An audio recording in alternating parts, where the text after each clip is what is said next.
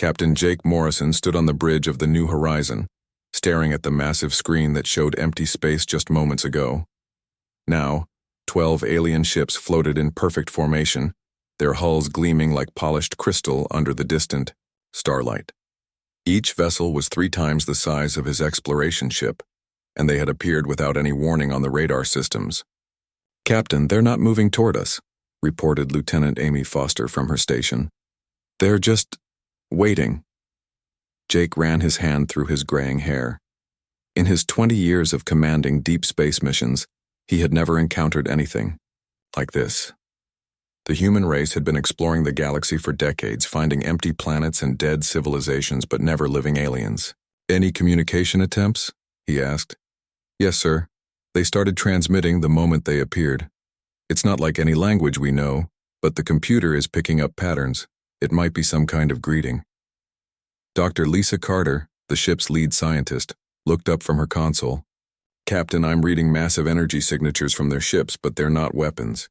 It looks like they're scanning us." Jake nodded.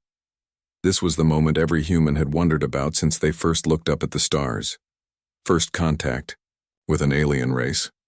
The protocols were clear, but standing here now, facing the reality of it, everything felt different. "Open a channel," he ordered. "All frequencies." The bridge fell silent except for the soft hum of machinery. Then, without warning, a voice filled the air. It spoke perfect English, though it had a strange musical quality that made everyone pause.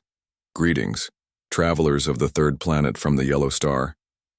We are the Zaphirians. We come in peace and seek knowledge."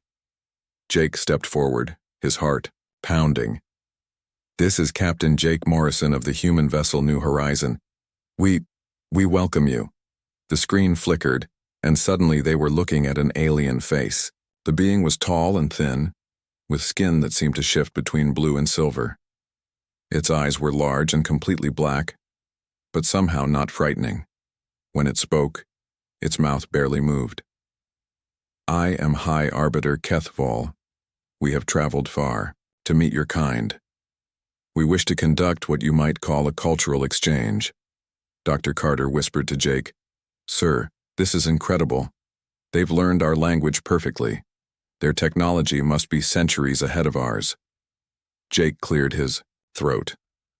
"What kind of cultural exchange do you have in mind?" "We are conducting a divine census across this region of the galaxy. We study the gods and beliefs of all thinking races. Your species interests us greatly." Jake felt confused. "Divine census?" "Yes. We have cataloged the religious systems of 47 different species across 3 star systems. Each race worships their creator, their god, their cosmic force. We wish to understand humanity's divine structure." The bridge crew exchanged glances. Jake had not expected this conversation to turn to religion so quickly. "We would like to send a small research team to your home world," Kethval continued. "In return, we will share knowledge of the other races we have encountered. This exchange has always been peaceful and beneficial for both sides." Jake looked at Dr. Carter, who nodded eagerly. This was the chance of a lifetime for any scientist. "How many in your research team?" Jake asked. 3 of our scholars. They are experts in cultural and spiritual studies. They will need only a few of your months to complete their work." Jake thought quickly. The decision was too big for him to make alone, but he could start the process. "I need to contact Earth Command, but I can tell you that humanity is generally interested in peaceful contact with other races." "Excellent. While you consult with your leaders, we will share some basic information about ourselves and the other races we have studied." The screen changed to show images of different alien species. Some looked almost human. Others were completely unlike anything Jake had ever seen. Kethval's voice continued as the images flowed past. "The Corvani worship the Great Machine, a cosmic computer that controls all reality. The Threxis believe in the Fire Eternal, a star god that burns at the center of everything. The Minori follow the Silent One, a being of pure thought that guides their minds." Jake found himself fascinated despite his caution. Each species has one god? Of course. One God, one truth, one path to understanding the universe. This has been constant across all races we have encountered. It is how thinking beings make sense of existence. Dr. Carter stepped forward. Captain, permission to speak? Jake nodded. High Arbiter Kethavol, we're honored by your interest in humanity. I think you'll find our beliefs diverse. Diverse? The alien's black eyes seemed to grow larger. Please explain. Well, humans have many different religions, different gods, different ways of understanding the universe. For the first time, Kethavol appeared confused. Many gods? But how do you function as a unified species? How do you avoid constant war over divine truth? Jake and Lisa exchanged a look. This was getting complicated fast. It's complicated, Jake said, but it works for us. Fascinating. This makes your species even more important to study. We must understand how a race with multiple gods can achieve space travel and peaceful exploration. The alien's image flickered slightly. We will wait for your response, Captain Morrison, but I must warn you, if humanity truly has multiple divine systems, you may represent something entirely new in our understanding of conscious life. The transmission ended, leaving the bridge in stunned silence. Jake looked around at his crew. Well, people, looks like we're about to show aliens what it means to be human. Dr. Carter, start preparing a full report for Earth Command. This is going to be interesting. As he watched the alien ships holding their perfect formation outside, Jake wondered what the Zaphirians would think when they discovered just how diverse human beliefs really were. Something told him this was going to be unlike any first contact anyone had ever imagined. 3 weeks after first contact, the Zaphirian research team arrived on Earth. Dr. Sam Phillips stood at the landing pad in New York, watching as the alien shuttle touched down with barely a whisper of sound. The craft was beautiful, made of the same crystal-like material as their ships, and it seemed to glow with its own inner light. The shuttle door opened, and 3 Zaphirians stepped out. They moved with grace, their tall bodies swaying slightly as they walked. The leader, Telnara, approached Sam with what might have been a smile on her alien features. Dr. Phillips, we are grateful for this opportunity, Telnara said, her voice carrying that same musical quality they had heard from Kethavol. We are eager to learn about humanity's God. Sam adjusted his glasses nervously. He had been chosen to guide the aliens because of his work in comparative religion, but he was already worried about how this would go. Well, Telnara, I think you'll find our situation is more complex than you might expect. Complex how? Asked Zorthek, the second Zaphirian. Do you worship your god in a different way than other species? Not exactly, Sam said carefully. Let me show you rather than try to explain. I think it will be easier to understand if you see it yourself. They climbed into a government van that had been specially modified for the aliens' height. As they drove through the city, Telnara stared out the windows at the crowds of people going about their daily lives. So many humans in one place, she observed. They all serve the same god, yet they seem so different from each other. Sam winced. That's one of the things we need to discuss. Their first stop was St. Mary's Cathedral, a massive stone building with towers that reached toward the sky. Inside, Pastor Bill Henderson was leading the morning service. The aliens watched in fascination as hundreds of humans sang together, their voices echoing off the ancient walls. Pastor Henderson spoke about Jesus Christ, about love and forgiveness, about eternal life through faith. The Zaphirians recorded everything with their advanced devices, taking notes in their own language. This Jesus is your God? Telnara asked quietly. For these people, yes, Sam whispered back. Christians believe Jesus was the Son of God who came to earth to save humanity. Son of God? There is a higher God above this Jesus? Christians believe in one God, but Jesus is part of that God. It's called the Trinity, Father, Son, and Holy Spirit, but all one God.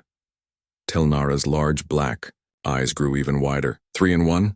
This is unusual, but still one divine source. After the service, they spoke with Pastor Henderson, who was excited to meet beings from another world. "I've always believed God created life throughout the universe," he said warmly. "This proves His glory reaches beyond our small planet." The aliens seemed pleased with this response.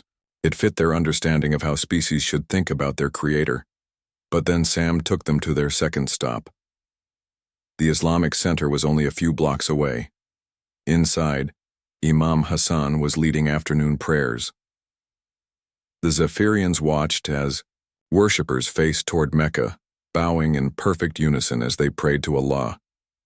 "This is also your God?" Tel Nara asked, confusion creeping into her voice. "For these people, yes," Sam said.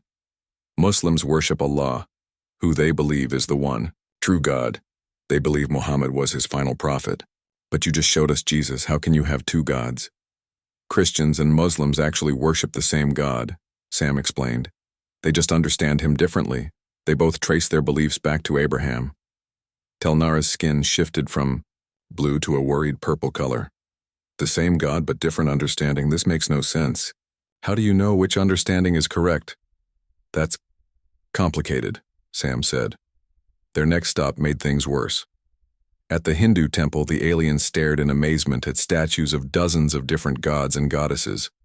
Devotees offered flowers and food to images of Ganesha, Shiva, Vishnu, and many others. "How many gods do these humans worship?" Zorthek asked in alarm. "Hindus believe in many manifestations of the divine," Sam explained. "Some say there are thousands of gods, but they're all aspects of one universal spirit called Brahman." "Thousands?" Tel Nara's voice rose higher than usual. "But earlier you showed us humans who believe in only one God. How can the same species have such different beliefs?" "Different groups of humans developed different ways of understanding the divine," Sam said. "We don't all believe the same things." At the Buddhist meditation center, things got even more confusing for the aliens. Monk Chen Wei explained that many Buddhists don't worship gods at all.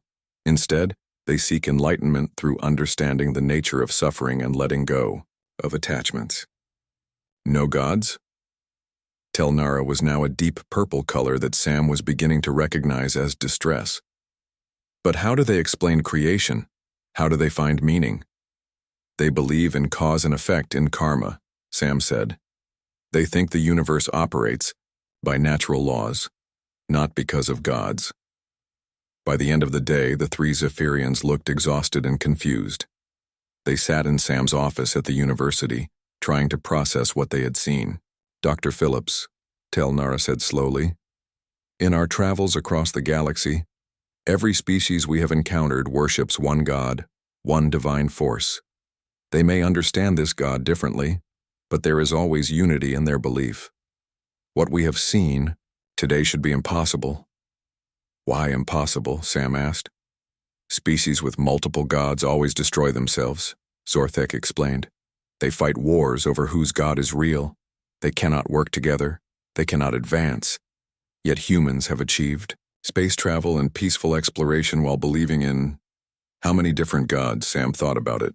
"If you count all the different religions and denominations and personal beliefs, probably thousands of different ways of understanding the divine." Tel Nara made a sound that might have been distress. "This should have torn your species apart millions of years ago. How do you function? How do you cooperate? How do you build anything when you cannot agree on the most basic truth of existence?" "I guess we've learned to disagree and still work together," Sam said. "Most humans respect other people's right to believe what they want. Respect for wrong beliefs?" The third alien, Nimara, spoke for the first time. "This is beyond our understanding." Tel Nara stood up, her tall form casting a long shadow. "We must report this to High Arbiter Kethval immediately. Humanity represents something we have never encountered. You are either the most spiritually advanced species in the galaxy, or the most dangerously confused." As the aliens left his office, Sam wondered which one they would decide humans were. He had a feeling this was just the beginning of a very complicated cultural exchange. 1 month after the Zaphirians began their study of human religion, a fourth alien arrived on Earth. Vorthak was different from the others. Where Tel Nara and her team seemed like researchers, Vorthak felt ancient and wise. His crystalline, Skin was darker, almost black, and when he spoke, his words carried weight that made humans stop and listen. "The reports from your team are troubling," Vorthak told Dr. Sam Phillips as they met at the research facility. "A species with fractured divine consciousness should not exist. Yet here you are, not only existing but thriving.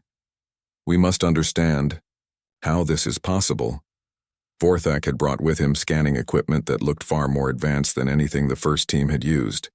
The devices hummed with energy and cast strange lights that seemed to bend around themselves. "What exactly do these machines do?"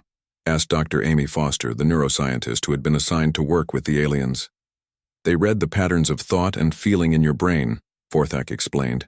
"When beings connect with their gods, specific areas of the mind become active. We have studied this in 47 different species. Each race shows the same patterns when they worship their one true God." "And you want to scan human brains during religious experiences?" Amy asked. "Yes. We must see if humans truly connect with divine forces or if your beliefs are simply imagination." Amy felt a bit insulted by that, but she understood the scientific value of the experiment. "I can arrange for volunteers from different religious backgrounds." The first volunteer was Maria Gonzalez, a devout Catholic who attended Mass every day. She agreed to be scanned while she prayed. As she knelt in the laboratory holding her rosary, the alien machines began their work. The results appeared on screens around the room in patterns of light and color. Vorthak studied them carefully, his dark eyes reflecting the glow of the displays. "Fascinating," he murmured. "She shows strong divine connectivity patterns. Her brain is definitely reaching toward something beyond herself." "Is that good or bad?" Sam asked. "It means her faith is real, not just pretend. But the patterns are different from what we usually see." The next volunteer was Rabbi David Stern, who had volunteered to represent the Jewish community. As he read from the Torah and spoke prayers in Hebrew, the machines recorded his brain activity. "Remarkable," Vorthak said, looking at the new patterns. "His divine connectivity is just as strong as the Catholic woman's, but the patterns are completely different." "Different how?" Amy asked. "When species connect with their god, they all show the same brain patterns. It is universal. But these two humans show different patterns as if they are connecting with different divine sources." The third volunteer was Dr. Priya Patel, a Hindu professor who practiced meditation daily.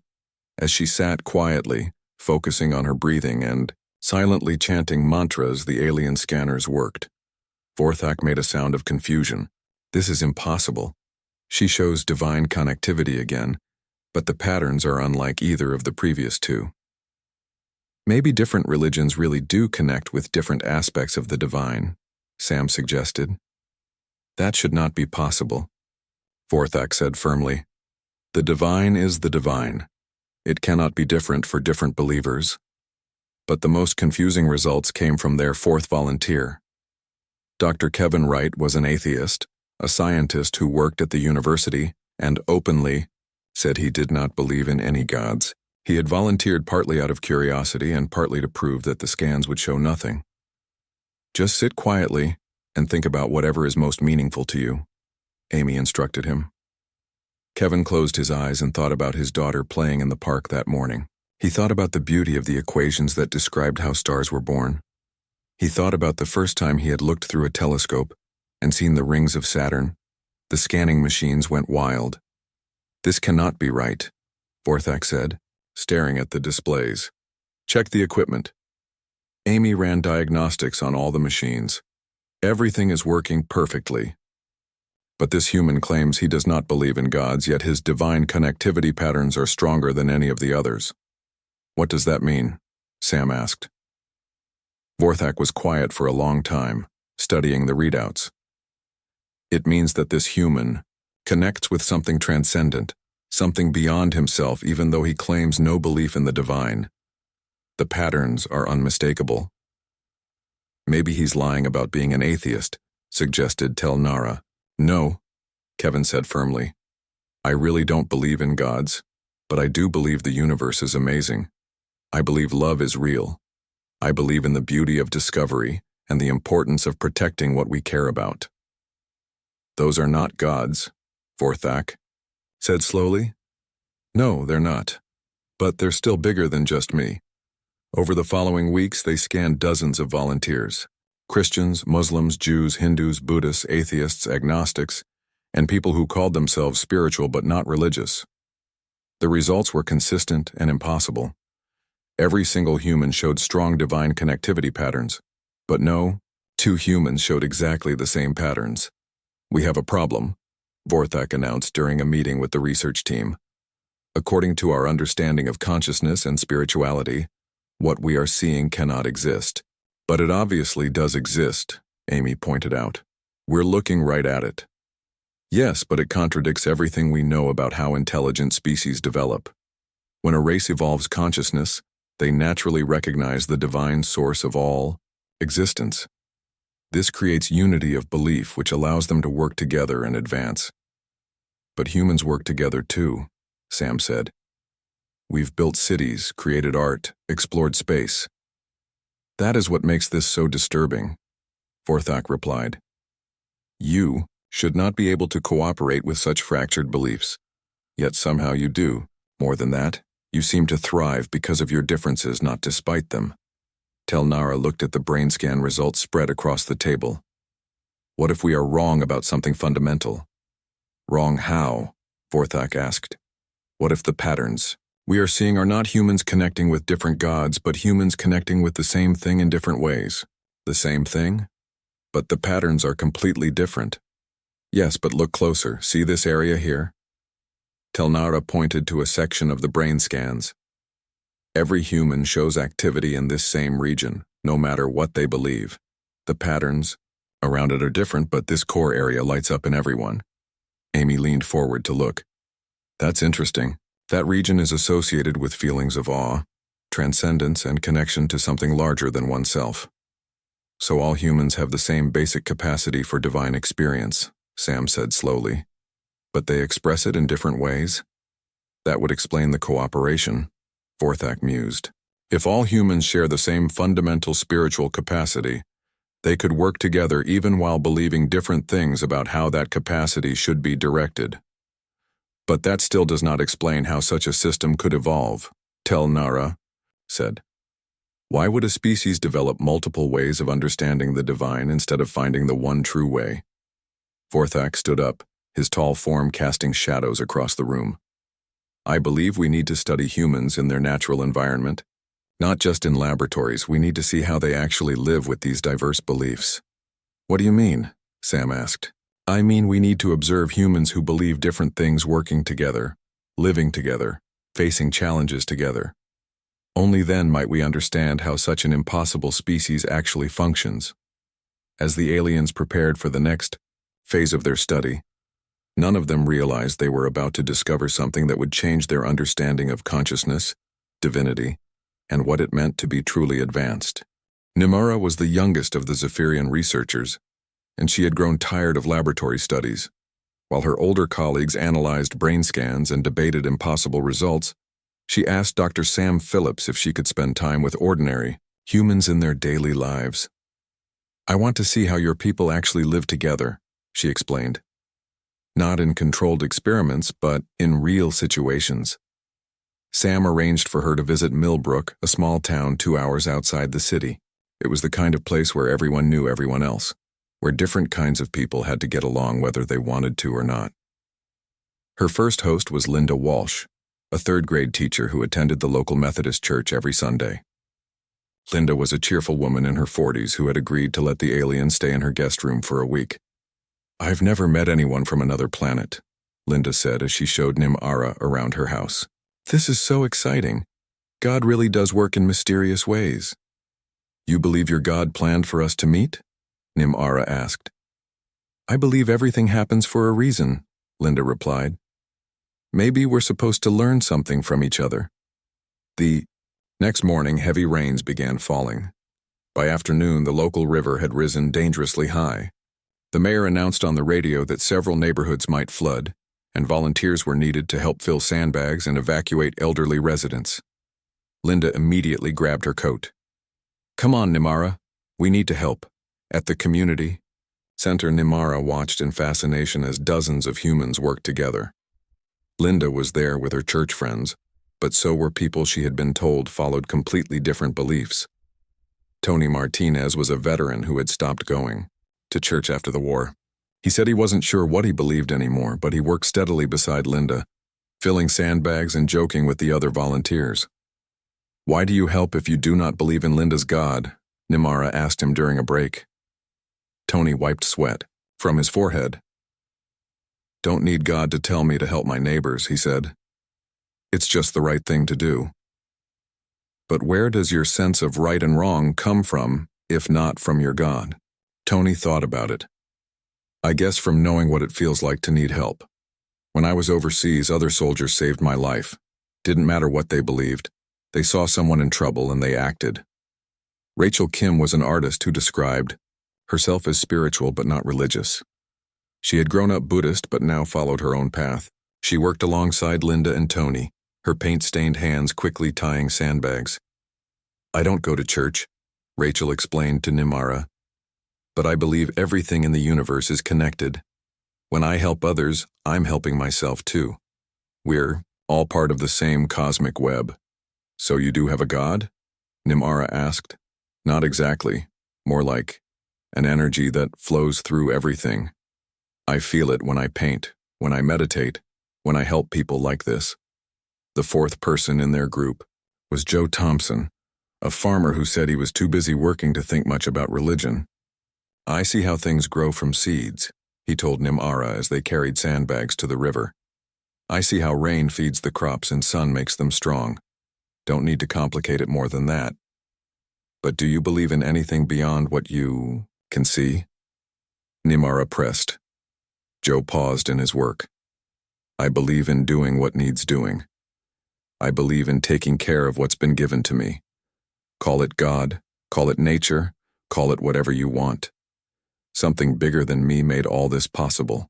As the evening wore on, Nimara watched these four humans work together with perfect cooperation. Linda prayed quietly for the safety of everyone in the flood zone. Tony focused on the practical work that needed to be done. Rachel seemed to enter a meditative state as she worked.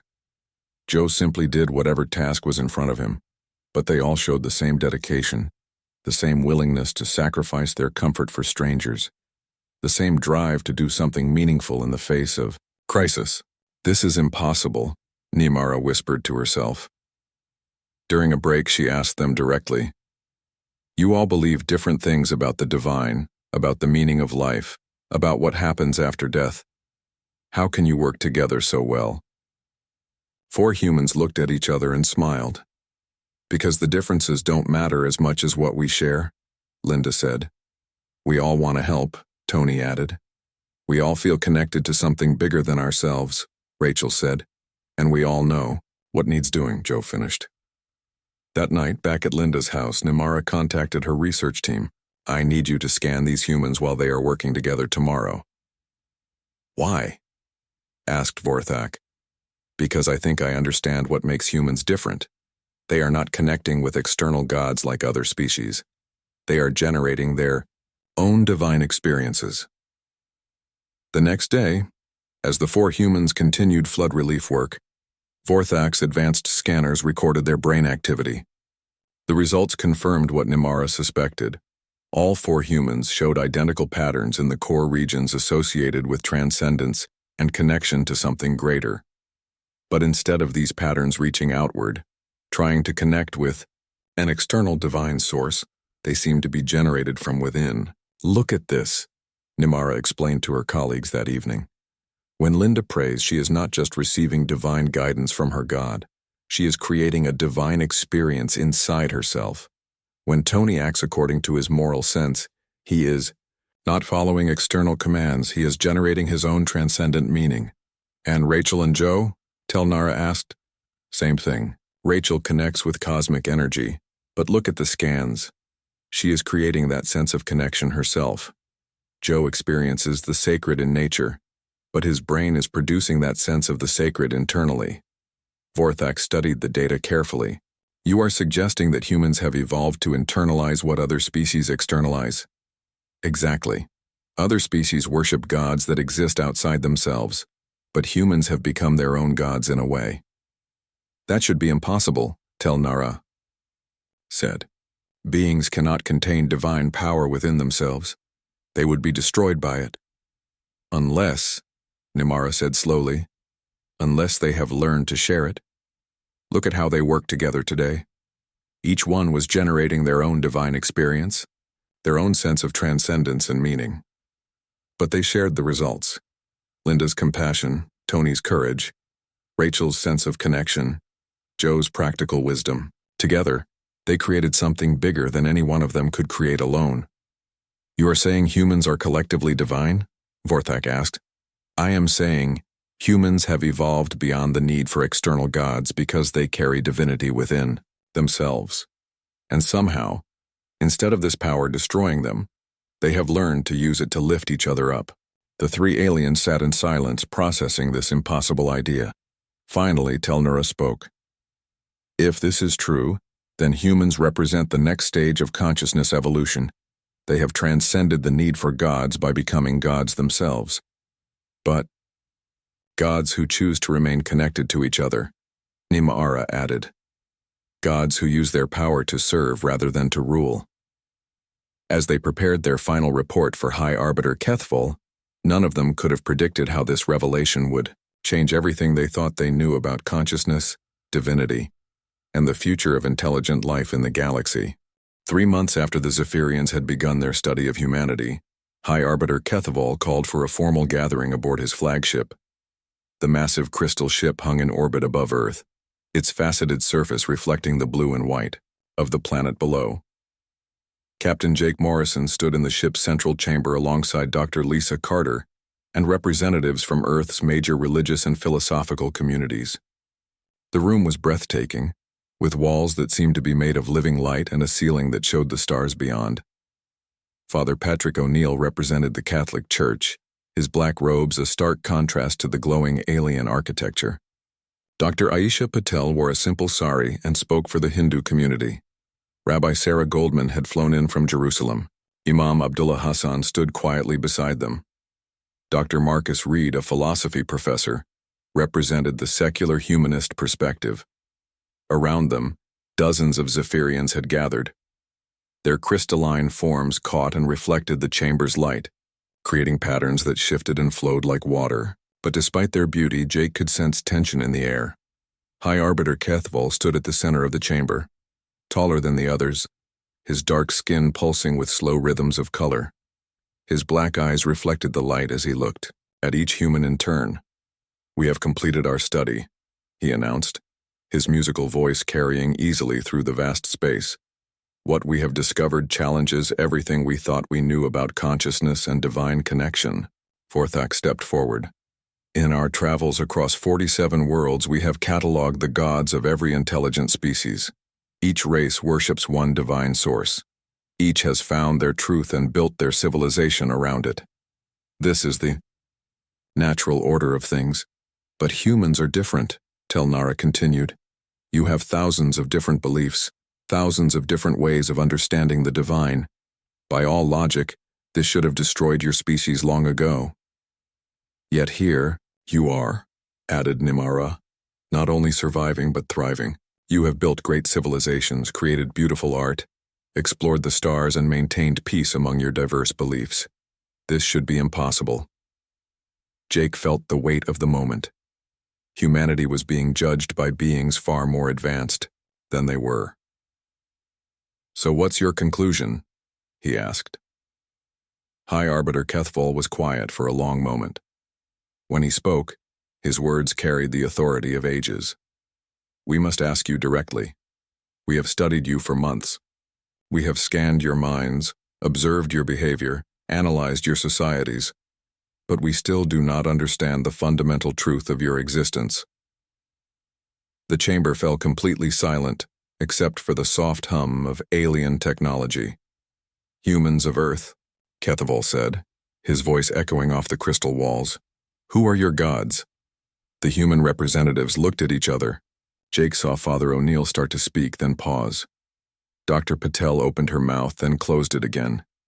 Each seemed to realize that their individual answer would not capture the whole truth. Finally, Dr. Lisa Carter stepped forward. She looked small, in the vast chamber, surrounded by towering aliens, but her voice was clear and steady. "We are," she said simply. The Zaphirians made sounds of confusion and alarm. Several of them changed color rapidly, their skin shifting through the spectrum. "Explain," Kethvol demanded. Lisa took a deep breath. "You've been looking for our gods outside of us, but that's not where they are. We don't worship external gods the way other species do. We carry divinity within ourselves." "That is impossible," Vorthak protested. "Beings cannot contain divine power without being destroyed." "But we don't contain it," Father O'Neill said, understanding dawning on his face. "We express it. When I show love to someone who is suffering, that's a divine act. When I forgive someone who has wronged me, that's divine power working through me. When I seek truth through meditation," Dr. Patel added, "I'm not connecting with an external God. I'm discovering the divine nature that already exists within me. When I study the universe and feel wonder at its beauty," Dr. Reed said, "I'm experiencing the sacred even though I don't believe in traditional gods. That sense of awe, that drive to understand and create and protect what I love, that's divine too." Imam Hassan nodded. "In Islam, we believe humans are Khalifa, stewards of creation. We are given divine responsibility. But now I see it differently. We don't just serve the divine, we embody it." Rabbi Goldman spoke softly. "In the Talmud it says that when humans perform acts of justice and mercy, they become partners with God in the work of creation. Perhaps we have been partners so long that we have learned to do the work ourselves." Jake watched as the aliens processed this information. Many of them had turned colors he had never seen before, deep purples and bright golds swirling across their crystalline skin. "Every time a human creates something beautiful," Lisa continued, "that's a divine act. Every time someone sacrifices for a stranger, that's divine love. Every time we choose hope over despair, truth over lies, courage over fear, we're not following the commands of external gods. We're expressing the divinity that lives inside us." "But how do you not destroy each other?" Telnara asked, her voice strained. "If all humans carry divine power, why do you not compete for dominance?" "Because we learned something your other species haven't," Captain Morrison said, finally understanding. "We learned that divinity shared is divinity multiplied. When I help someone else express their divine nature, mine becomes stronger too. Look at what happened during the flood," Nimara said suddenly. 4 humans with completely different beliefs worked together perfectly. Each one was expressing their own divine nature, but they combined their efforts. The Christian's compassion, the veteran's courage, the artist's connection, the farmer's wisdom. Together they created something greater than any god we have ever encountered. High Arbiter Kethvol moved closer to the humans. "You are saying that your entire species has evolved beyond the need for external gods?" "We're saying we never needed external gods," Dr. Carter replied. "We had the divine within us all along.